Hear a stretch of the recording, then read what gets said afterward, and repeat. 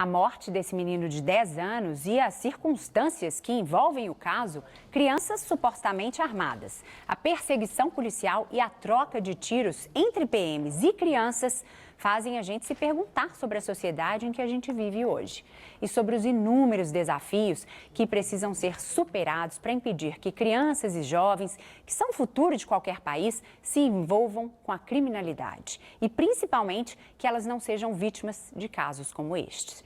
Para discutir mais esse assunto, a gente recebe aqui agora no estúdio o Procurador de Justiça, que já foi promotor da Vara da Infância e da Juventude também, o Clilton Guimarães. Oi, Procurador, obrigado por ter aceitado o nosso convite. Muito obrigado também. Pelo que está dito dessa história, né? É uma história surrealista, da troca de tiros, criança dirigindo.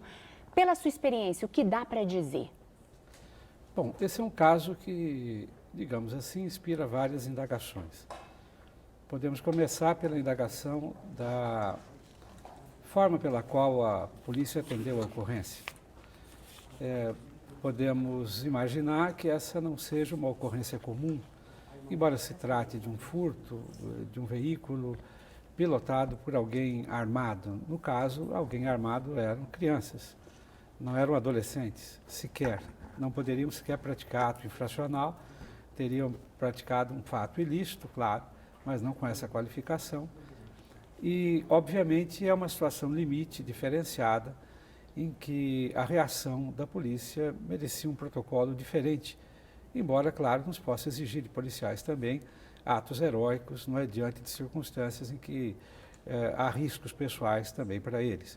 Mas é preciso investigar, não é, os protocolos da polícia, de como ela age em circunstâncias dessa natureza, e é preciso mesmo, como sugere a esta altura o ouvidor da polícia, que um membro da minha instituição acompanhe as investigações, nesse particular, para saber exatamente se essa conduta era a conduta mais adequada, não é, tendo em conta as circunstâncias. Isso sem supor nada, sem ou pressupor a culpa de lá ou de cá. Mas esta é uma preocupação, porque, de fato, são muitos os casos similares em que o desate tem sido a morte, né? Infelizmente, casos atendidos pela PM, os desates têm sido muito rotineiramente a morte do assaltante ou de alguém. Não isso só já de crianças, em si, né? Criança isso ainda já mais é uma sério, preocupação. Mas... Né? Com relação ao atendimento que o pequeno de 11 anos teve depois da morte do colega, também a delegacia não estava preparada à noite para receber, para ouvir esse menino. Não havia profissionais especializados em ouvir crianças. Qual a avaliação que o senhor faz sobre esse problema, né? essa nossa incapacidade de estar pronto para receber esses meninos? Pois é, esta é uma dificuldade que se coloca sempre. E quando eu vi a matéria, me indaguei onde estariam os representantes do Conselho Tutelar, porque deveriam estar ali presentes. De plantão. Aliás, eles são obrigados a um plantão.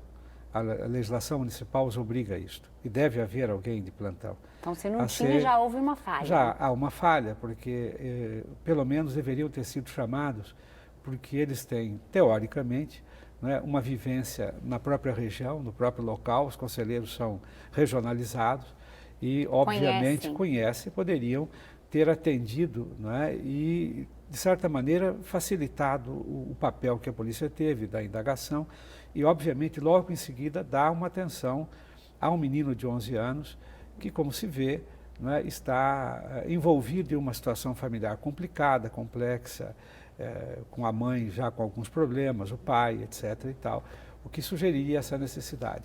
E isso é uma falta a se sentir, o que mostra que as nossas instituições ainda não estão atuando como deveriam. Além disso, né, de ter faltado um apoio para receber esse menino, ele tem 11 anos, ainda não está na idade para ser inserido numa instituição, na Fundação Casa, e parece, por depoimentos que já apareceram nas agências de notícia, de que a mãe teria dito que não sabe mais o que fazer com essa criança. Como é que a sociedade pode receber crianças que estão envolvidas numa situação de vulnerabilidade social tão grande? Pois é. Os instrumentos para isso estão todos no Estatuto da Criança e do Adolescente.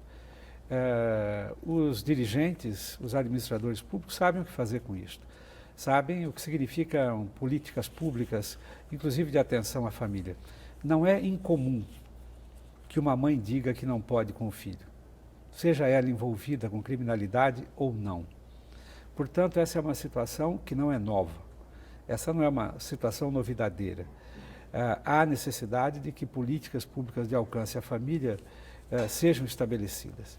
Há necessidade de que as medidas socioeducativas e de apoio familiar que existem no Estatuto há mais de 20 anos possam ser cumpridas através de políticas próprias e à mão dos conselhos tutelares e que efetivamente elas possam ser utilizadas. O que parece, e o que nós todos estamos vivenciando por intermédio deste caso, é o fato de que há crianças que, embora possam até ter tido, como se ventila em algumas informações, outros envolvimentos, não crime, são... o senhor diz, né? No ato, vivência infracional. Ainda assim, elas não foram alcançadas por nenhuma medida efetiva. Ainda assim, nada foi feito. Ainda assim, famílias como essa vivem o drama sem que institucionalmente o Estado ali esteja ou compareça por intermédio de políticas e das suas instituições para tentativas sobre o que fazer. Então, este é um fator também importante. E o que me parece é que setores da classe política não têm qualquer interesse em priorizar esse tipo de atendimento. E o que é pior? Por quê?